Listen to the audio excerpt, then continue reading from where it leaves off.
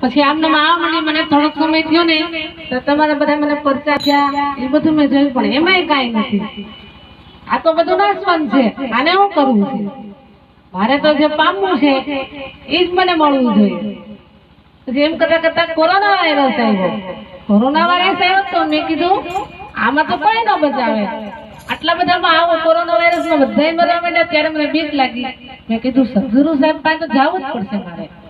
આમ કરતા કરતા સુરતમાં પૂનમ ને બીજ ઉજવે સદગુરુ કાળુદાસ સાહેબ. આટલા પોલીસ ખાતું વચ્ચે અમારા ગુરુ પૂનમ બીજ ઉજવે. છાના બના પણ બધે અમે છાના બને પાંચ જણ બધા બાળકો પણ અમે જાય ખરા પોલીસ થી બધા પણ અમે જાય.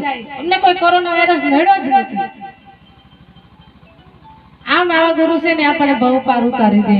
જો એને બીક હોય તો આવું કરે જ નહીં. ભગવાન ને કોઈ બીક હોય જ નહીં. મંદિરમાં તાળા મારી દીધા. મંદિરો મસ્જિદ બધે તાળા મારી દીધા. એક મારા બાપે એવું કઈ તાળું માર્યું છે.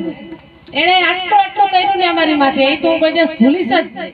સગા સૌ સ્વાર્થના એ આપણે સાચું જ છે કે આ સગા બધા સૌ સ્વાર્થના જ છે.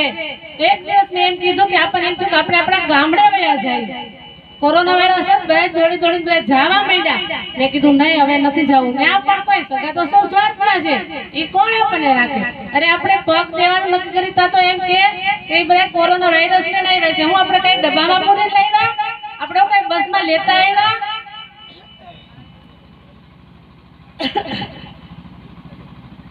બસ પૂરું.